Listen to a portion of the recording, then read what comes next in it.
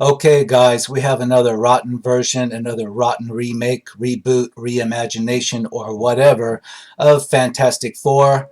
And yeah, it's sad, but this one's really rotten. It has a 9% on the tomato meter and an 18% on the audience score. It has 137,602 audience reviews as of today. We're into the second week of January 2020. And yes, it's pretty bad, and I would say that it does deserve both of these scores. You might think that it's offensively bad, or that I would have really been upset at having to watch this, or that I found it difficult to sit through it.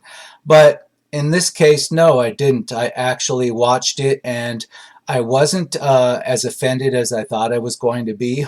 I just found it largely completely illogical, full of plot holes, but not actually boring. It didn't quite reach the boring level for me. And as if you've seen any of my other Rotten Review videos, the thing that really gets me the most upset about a movie is if that movie just turns out to be boring. Well, this one didn't actually bore me, but it just gave me a whole lot of plot holes to think about.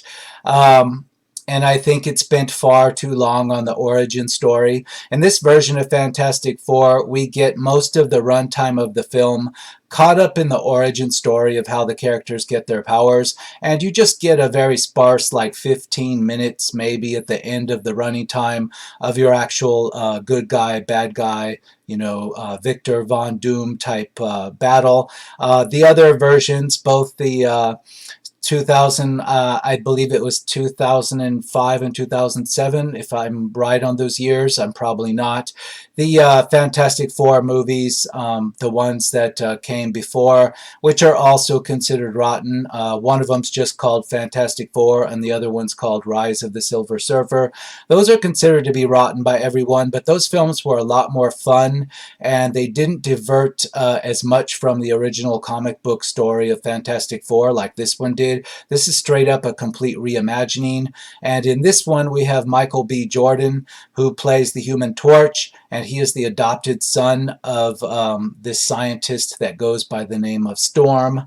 And we have Kate Mara that plays Sue Storm, and she is the again another adopted daughter of this scientist whose last name is Storm.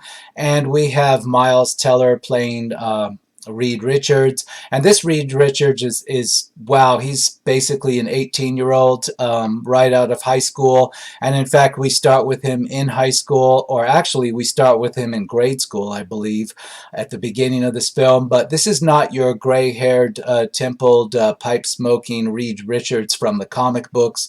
This is straight up a kid right out of high school. So quite a departure there.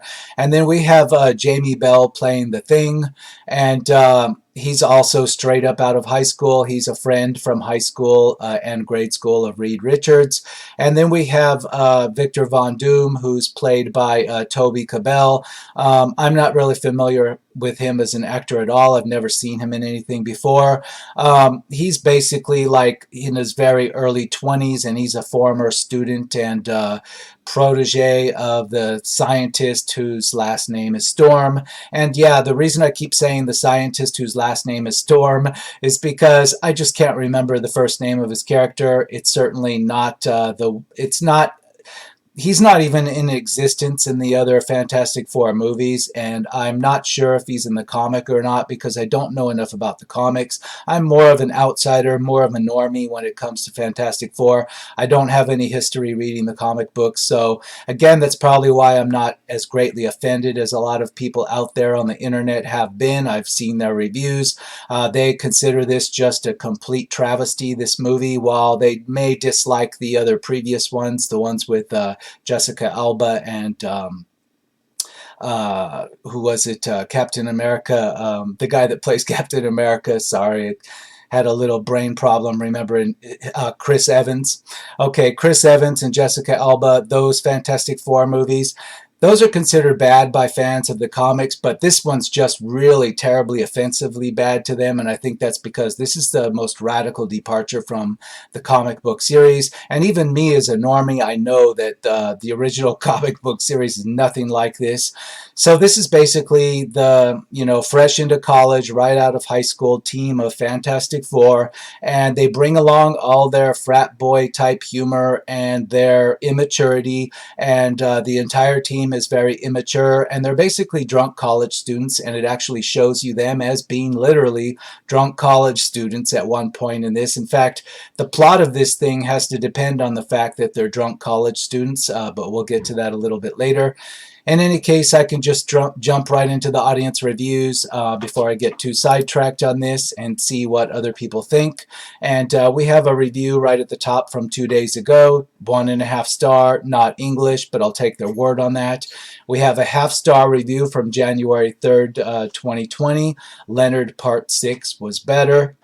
Okay, let's continue. Half a star, December 29, 2019.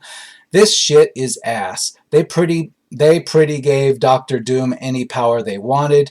I have never seen a movie this bad in the last 10 years. It took them 50 whole minutes to get their powers and for things to get good.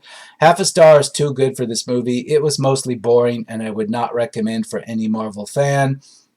If I had to give it a star rating, I would give it 1 star because I don't actually consider this boring. It's got a lot of problems in a lot of ways, but boring, no. If it had been boring, I would tell you. At least to me, it wasn't boring.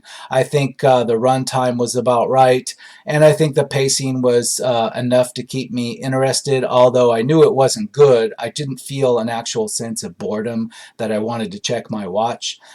So I'm not going to say it's actually boring. At least it wasn't for me. I'll give it 1 star because half a star is for a film that literally my finger was hovering over the fast forward button. I just wanted to shut it off. Well, it wasn't all that for me. I just found this completely ridiculous in the logic department.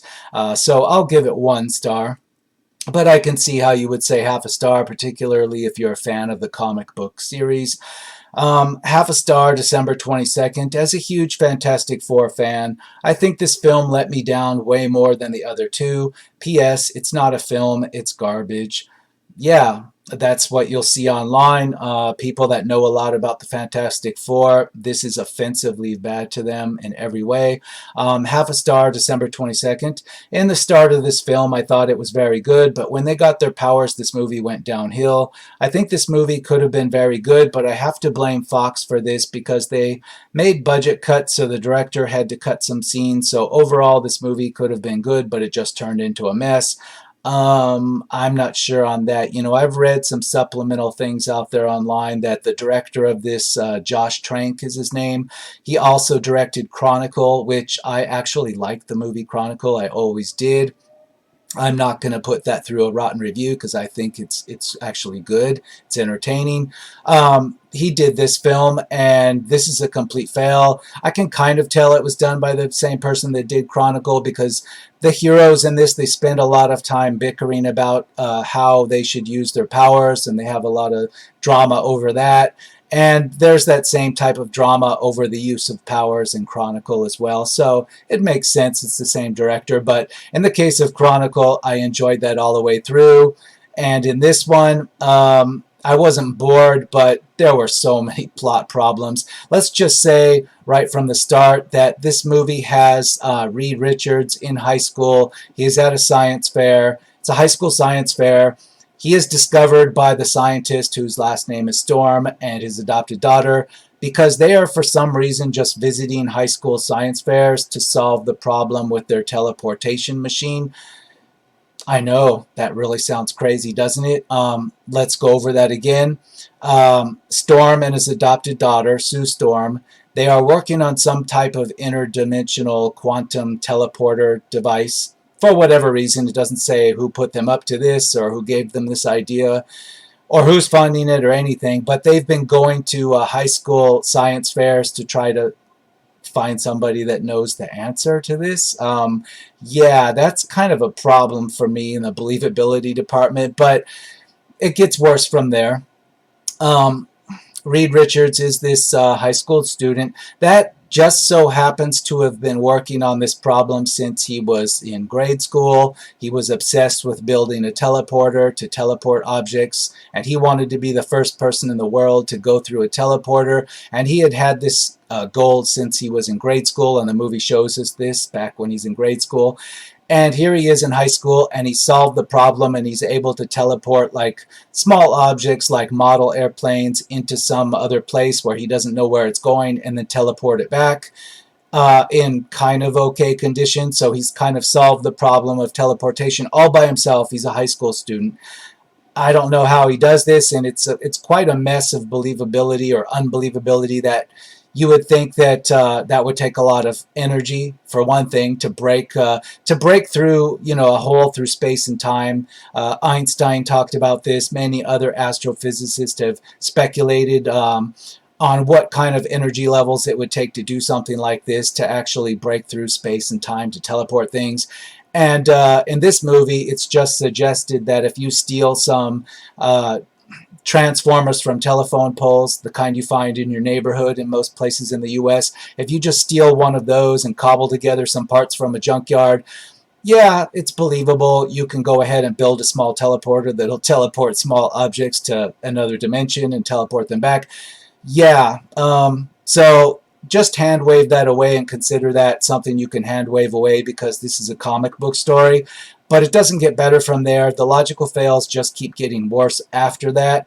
Now, in a movie, I'll allow one thing to be hand waved away, one incredible outrageous, logically implausible premise can be forgiven in a fantasy or a sci-fi thing, a story. But to just keep stacking them on top of there, it doesn't work. That's a real big issue with any kind of sci-fi or fantasy.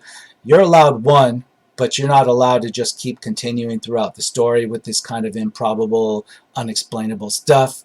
So let's move on, and I'm going to discuss other plot holes, by the way. There's quite a number. 3 stars, December 2019. What?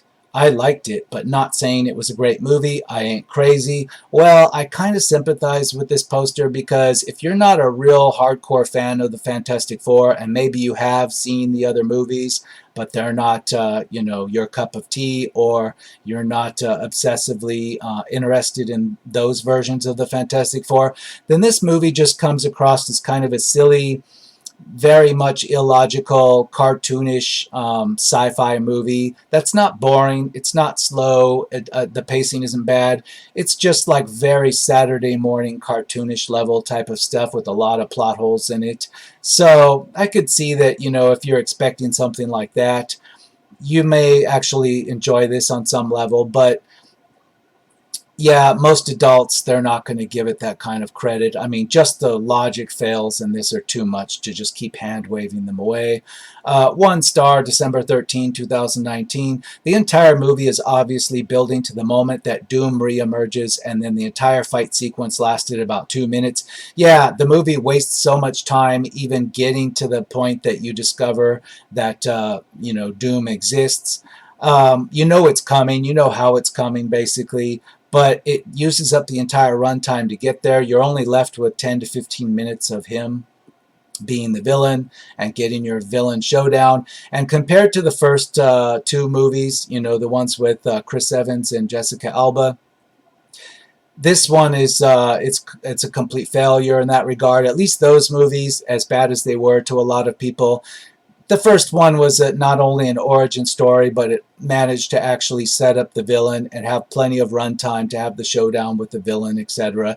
This one doesn't. It's almost like they expected to make a trilogy, and they just thought they could dump the origin story into the entire running time of this one, and then they were going to have some second movie to give you a real good guys versus bad guys villain type thing, but it didn't work, and it's obvious by those low scores and how much everybody hates this thing that there is not going to be any continuation of this by any means, not from Fox. Again, Fox is just, they've screwed the pooch 3 times on this now, and Roger Corman, you can't say he screwed up. His version from, I believe, 1994, plot-wise and story-wise, is actually superior to all the Fox movies, even though it's a low-budget BC type movie. But anyway, let's continue on through the audience reviews before I get too sidetracked. 1 star, December 3rd, 2019. 2 minutes in the movie, and we have a kid that has invented and built a teletransporter machine using spare parts for cars. After this, in any way the movie continues is no longer relevant. Yeah, it's pretty hard to get past the part where, not only has a high school kid solved how to build a teleporter, but you know, real scientists are actually looking for him to solve their problems. An 18-year-old high school kid, really. Half a star, November 23rd, 2019. Damn, was this total hot garbage. Yeah, and I see a 4-star review there, but I'm not going to entertain anything above a 3-star review because it's not believable, and I'm not going to learn anything or enjoy it. So here's a 3-star from November 2019. I'm not much of a Fantastic Four fan, but a cinematic fan perspective. It was a good movie. The film and CGI crew did a great job, and the cast was great, and they made a good team. Well, I'll say the CGI was okay. There was nothing really outright flawed about it. But it all served a very illogical premise, and it all served a very disappointing movie in the way it was structured. Having your good and bad guys fight each other only in the last few minutes of the film, and basically it was a huge long origin story. That was a big structural fail, but yeah, the CGI was just fine. Just so much illogical stuff. In fact, let's go to my list. I have a list here. Almost, I'll make a list usually when I go into one of these rotten reviews, and if I take up an entire spiral notebook sheet of paper, usually I'll have 4 or 5 plot holes that I've jotted down, and I'll have a whole lot of other stuff that I didn't like or I found weird in some way. But on this one, I've got 90% of what I've wrote is just plot holes. Because really, that's the major criminal stuff going on here artistically, is just all the logic fails. For example, plot hole number 1, and I've kind of written these down as we went through the film, so they kind of match the running time. First one I wrote down, how come Reed never heard of the Baxter Institute? Yeah, Reed Richards, he's pulled right out of high school and taken to this Baxter Institute, which is kind of like some kind of government-funded, military-funded university in New York where all the geniuses go to work on the cutting-edge scientific stuff. And I guess a lot of the resources of the Baxter Institute are consumed during the movie with this teleporter device.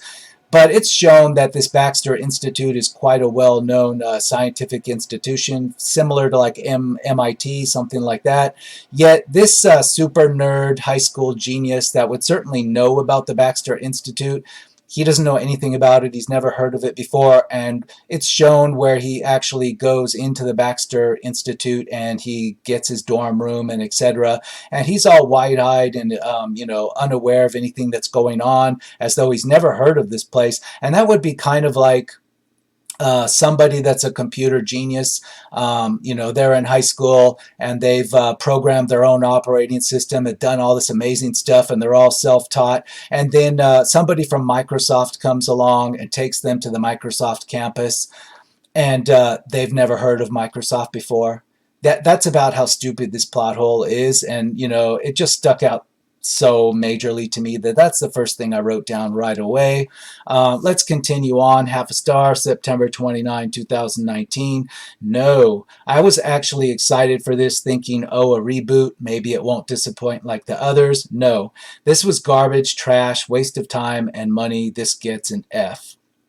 I can sympathize with you. If you saw this in the theater, man, you probably had such high hopes, because I've seen the theatrical trailer, at least one of them, and it looked like this might be decent, and my condolences that you paid, and I hope the popcorn was at least good. That's all I can say. I just saw this recently on, I believe it was one of the FX channels, one of the Fox movie channels, and it had commercials, but it's okay to watch PG-13 movies on those channels, because PG-13, you're not going to lose much watching it on one of those. Now, if it's R-rated, I wouldn't attempt to watch it on those. It's going to have too much stuff cut out. I'll watch those on HBO, etc., or streaming. But I saw this on FX and or FXX, and I'm sure I didn't miss anything. It's PG-13, and I'm glad I didn't pay for it. It's not even my DirecTV subscription, so I lucked out on that. I wouldn't want to pay for this in any regard. I wouldn't even want to use my streaming bandwidth on this because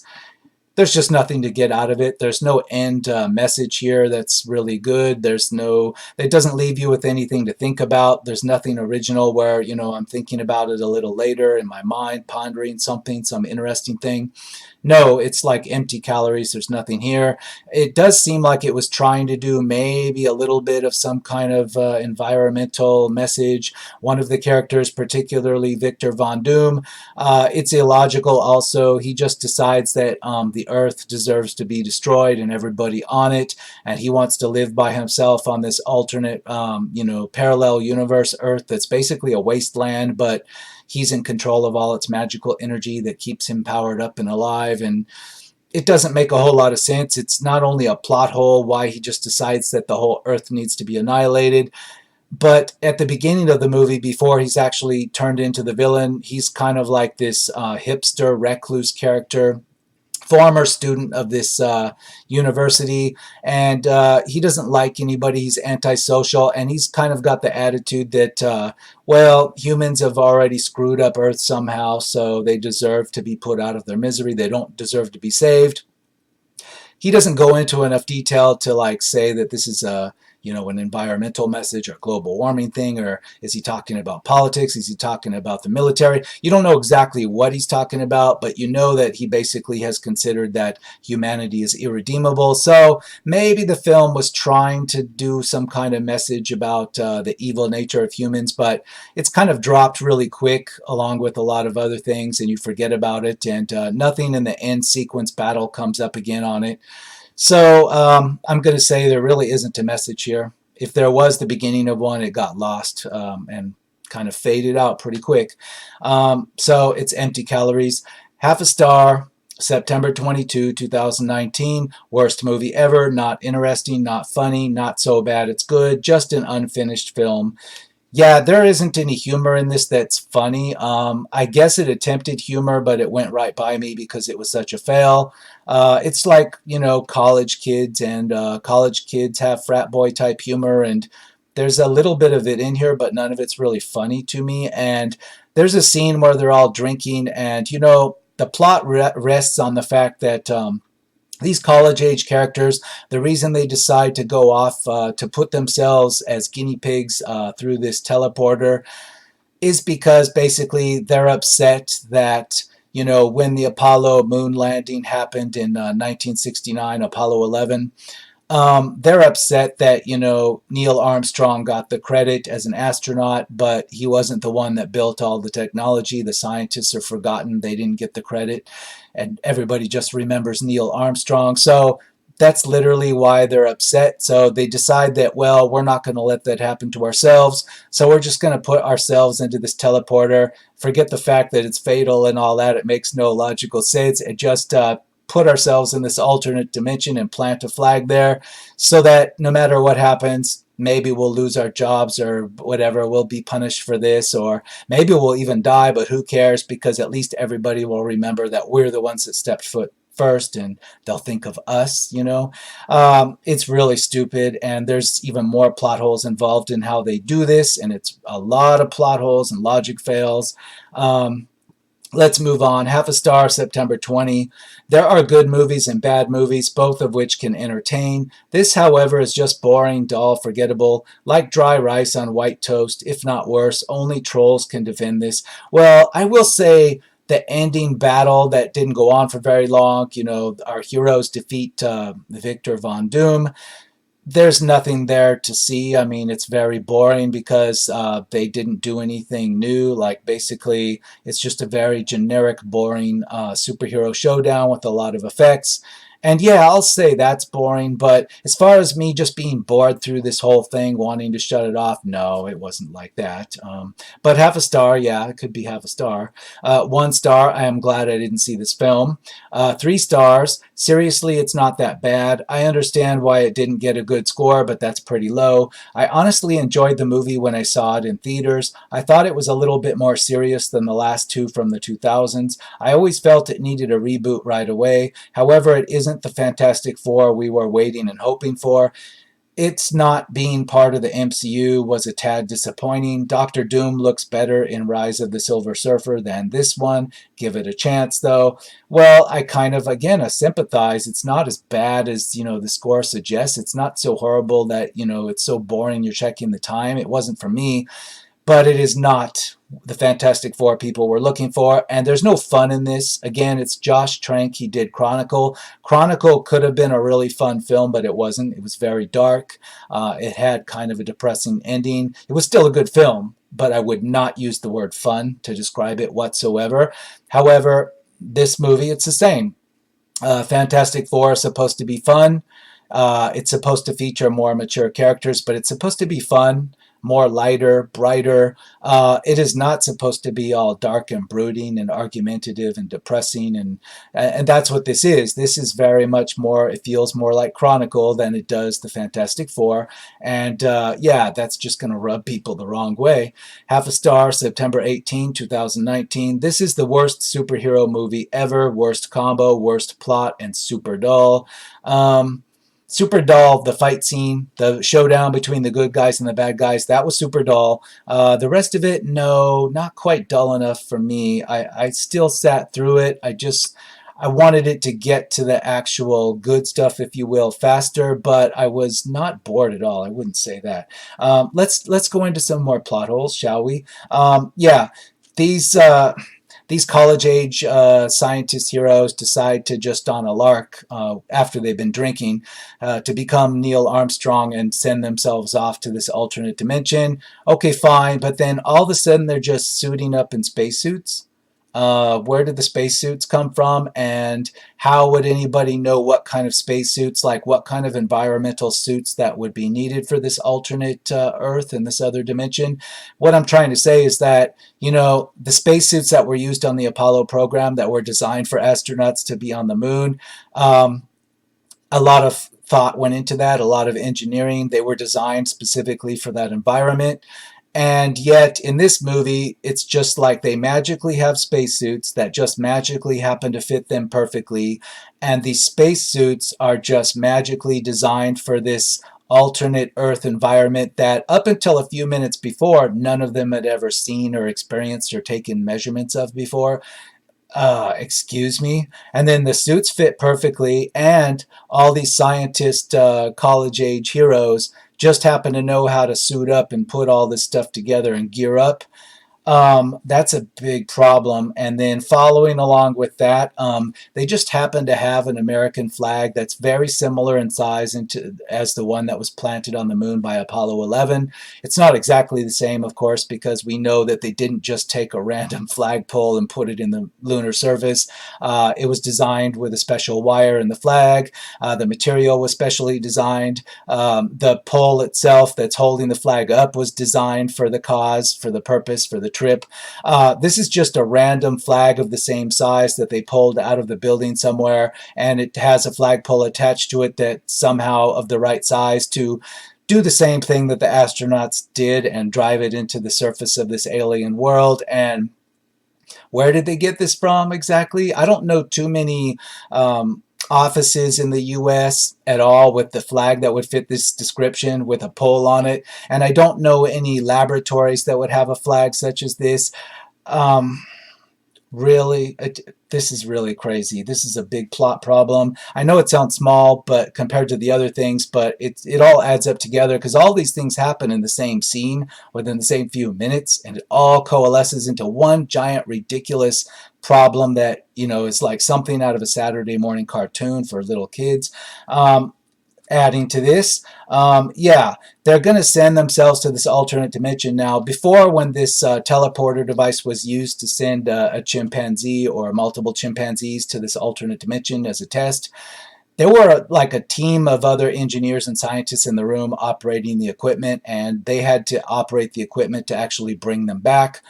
Okay, how does this work where all four of these characters get in and they send themselves to the alternate side with no lab techs or anybody else? They're all alone in this big control area. Nobody else is there backing them up, and yet how are they going to come back? The movie doesn't really say. Is there supposed to be some kind of auto timer system on the other side? I mean, it doesn't add up. It's like this stuff is just hand waved away. Uh, they don't want you to think about this. It's one more in a set of logical fails in this. And again, in the same scene, when they get to the other side, they go to the edge of a cliff and they look down and see this magical energy. And one of the characters actually has somewhat of a brain and says, we better get back right now. No, the other three overrule him and say, no way, we've got to climb down this gigantic cliff to the bottom of this to see what that energy is down at the bottom. Really?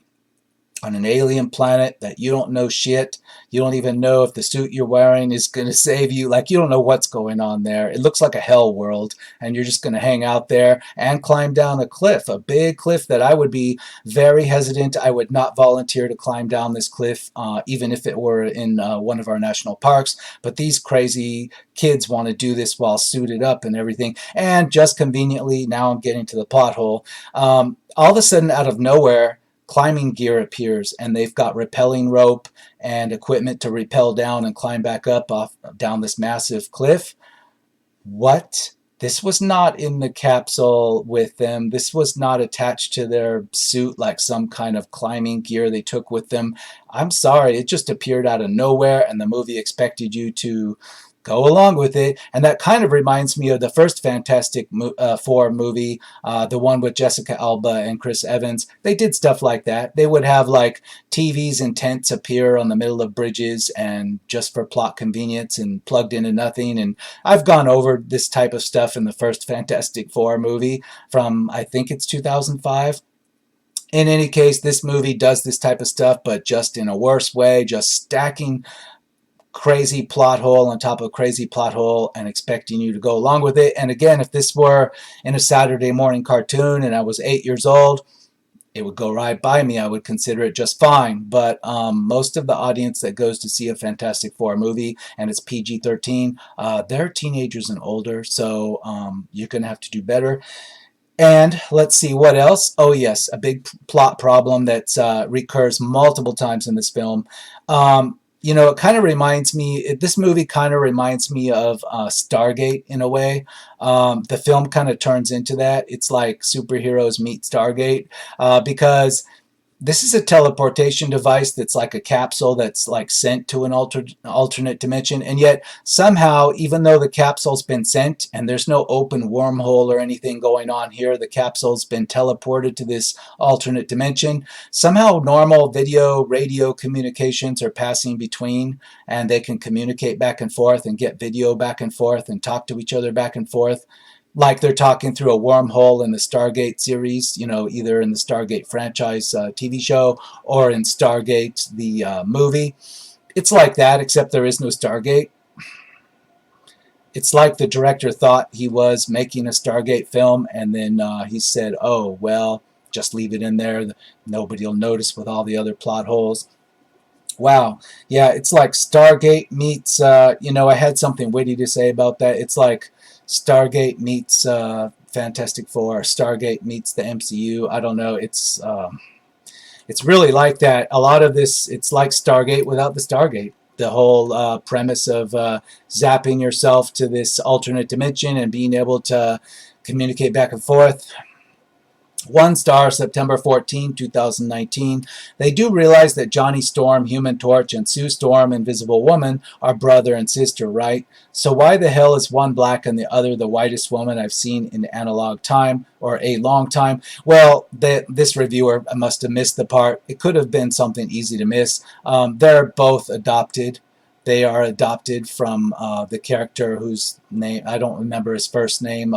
His last name is Storm, the guy that actually runs this project at the Baxter University or Baxter Institute. His name is Storm, and he's adopted both of them, so that's why one is white and one is black. Again, yes, they're just trying to diversify things for a modern audience to try to do their I don't know. You can call it wokeness. You can call it whatever you want. It wasn't this movie's problem, though. They're simply adopted from the one black scientist character. The bigger problem, of course, is that Sue Storm is actually somewhat of a student. You could believe her character is an actual serious-minded student for the most part. And however, her adopted brother, played by Michael B. Jordan, he's like a street racer taken out of a low-budget Fast and Furious franchise. That's what he's doing. And the only reason that he's involved with this team is because his adopted father says, well, yeah, he's a delinquent and a street racer, but he can build anything. But because basically he can build any type of racing engine for a car. We don't see him do that, but his dad says he can, so he's on the team. He's with the scientists working on the teleporter now. It's another problem with the plot, but in a comic book store, you could kind of hand wave that one away. It's not, as glaring of a problem with the plot. Basically, it's just like a one-line explanation. He can build anything, so he's there. But he is very much immature. He's not somebody you would want in any kind of MIT environment. You wouldn't want him in the same room with scientists. He is the worst of the worst. He's worse than the college frat boys that everybody else is. He's actually just a straight-up dumbass street racer, and he's just thrown into it because they thought it would be cool to have Michael B. Jordan play a character like that, I guess. Half a star, August 23rd, 2019. Give the rights back to Marvel Studios. Yeah, this is a movie that very much... it's circumstantial, pretty strong circumstantial evidence that Fox should just give this back to Marvel. I don't know the current status of that, but they've screwed this up 3 times already. Yeah, they've supposedly did great with Venom. I haven't seen Venom, but yeah, I don't know what it is about Fantastic Four. What's so hard about getting that right? I mean, Fox had no problem doing Spider-Man movies that were very good. I mean, everybody agrees that the second Spider-Man with Tobey Maguire is like one of the best superhero movies of all time. I didn't think it was all that, but that's what I hear constantly from people out in superhero land. And yet, the same studio, Fox, they just can't do anything with Fantastic Four. It always has to turn out rotten for some reason. I don't know why. 1 star, August 19th. It's a step up from the other 2, but not a very big step. It's poorly written, directed, and produced with choppy editing and non-redeemable characters. Doctor Doom has almost no motive in his evil plans for the destruction of Earth, and the battle scenes are dull. You can't have a good battle scene with choppy editing, now can you? Yeah, the battle scenes were very dull, but they were very short too. The movie had barely any of that in it. And yeah, Doctor Doom, that's a big problem with the plot. There is absolutely no reason why he wanted to destroy the Earth. He just did so because the plot said he had to. It never explained any of that. He just said he went to this alternate version of Earth. He got all this power. He was there by himself. He actually enjoyed being by himself because he could remake the world the way he wanted, although we're never shown that he did anything there. But let's say he did, and he was remaking things on this alternate world. But nothing in the film suggested why he would give a crap about what's happening on Earth or want to somehow destroy everybody on Earth. Like, why? Nah, movie never even attempts to give you the slightest hint of why. Half a star, I would give it -5 stars. 1 star, I am glad I didn't see this film. I like the original films of Fantastic Four better. I think they didn't see this in the theater, because if they didn't see it at all, then they shouldn't be here even talking about it, right? 1 star, August 4th, 2019. Only good thing about this movie was Toby Kebbell's portrayal of Doctor Doom. I liked seeing the good side of him, but failed on seeing him turn evil. Yeah, he doesn't. He's just evil for no reason. The whole reason they got their powers was too juvenile, as they just wanted to be the first and didn't try and understand what they were doing. Yeah, they just rocket off to this alternate dimension to get their glory. No concern about their lives, about anything. They're basically going on a suicide mission just so they can be the first person to do so. I'm sorry, but none of these characters, I know the characters are dumb, but it doesn't show that they're suicidal, yet what they're doing is basically a suicidal thing. So it's a plot problem. What else do I have on my list? Yeah, radio comms are two-way with no way for that to happen. Yeah, why why is there no second gate? Like, part of the plot is because they need to make a second. The first gate is destroyed by the hijinks of these dumb characters going off on their own to the alternate dimension. The first gate ends up destroyed in the same event that gave them their powers. So the scientists, the government, they need to make a second gate, of course, but they can't do so without Richard Reed's or Reed Richards' knowledge. Somehow he's got some kind of knowledge they don't have. It makes no sense because they were right there with him. Everything should be documented on what he did in his role in helping them complete this teleporter. Yet all of a sudden they just don't know how to recreate it or what missing piece of information he would have. And then here's the biggest problem I had. At the part of the film where they get Reed Richards back on board, and he's going to cooperate, and he's going to provide his missing piece of information, this lines of computer code that only he knew for some reason to make the teleporter work. When they are in the position, he sits down at the console and he says he needs about 10 minutes to adjust the computer code because some things are out of order in the code. Okay, fine. What do all the other engineers and scientists do as soon as he says he needs 10 minutes? They turn around and they leave the room to leave him alone to do it because they don't need to know what that missing information is. Does that make a lot of sense? Like, they spent all this time needing to get him back into custody so he could fix the teleporter because only he had this piece of information. And then when he was in a position to, type out his information, his computer code, they just decided to turn around and walk away. Really? So the plot just needs him to have this knowledge that nobody else can have, and it's completely illogical, but that's the only way the story works. And I guess that was the only way a sequel was going to work, because I guess the sequel was going to also involve Reed Richards keeping this secret information for himself, because sure enough, everybody just deliberately left him so that they wouldn't know what he was going to put into that code. Wow. And that kind of goes along with the ending of the movie where, yeah, it ends like they're going to have a sequel. The government, for some weird reason, Reed Richards and the other characters don't really have any leverage on the U.S. government. Yes, they have these powers, but they're not shown to be using powers that the U.S. military isn't capable of responding to. But all of a sudden, Reed Richards and the others, they demand the government give them this massive lab where they want it and how they want it and all this. And the government doesn't even attempt to negotiate with them, and there's no leverage implied between them. They just decide to cooperate and give them all this stuff in this lab and let them go and do their own thing, and they won't give them orders. And now the government says outright in this film, the representative of the U.S. government, that now the government and the military is working for them. Really? The government and the military is just working for the Fantastic Four for no reason, just out of the goodness of their heart? Oh, yeah, that makes a whole lot of sense. Now, I'm wondering if maybe originally the plot was suggesting that Reed Richards had some secret information he was going to use as leverage to make that happen. And then maybe that was cut out of the film or something, because that would make a lot more sense. But for now, I'm calling it a plot hole because it makes the ending of this completely illogical and ridiculous. So what else is on my list? Victor needs to destroy the Earth for what reason? No reason. He's just pissed off that he was left alone on this other planet. And despite the fact that he actually enjoyed being alone on this other planet, he decided he needed to open this portal and destroy everybody on Earth because, for reasons, whatever.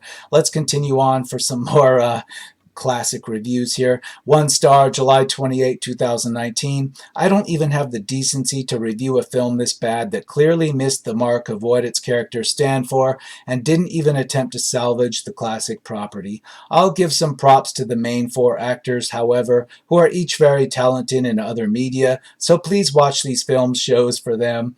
Creed, Whiplash, The Adventures of Tintin, House of Cards. Okay, so those are things that these other actors have been in. Yes, I know Michael B. Jordan's been in other things. I know what he's been in. But these other actors, I know Kate Mara was in House of Cards, but I don't know about Whiplash and the Adventures of Tintin. I have no idea.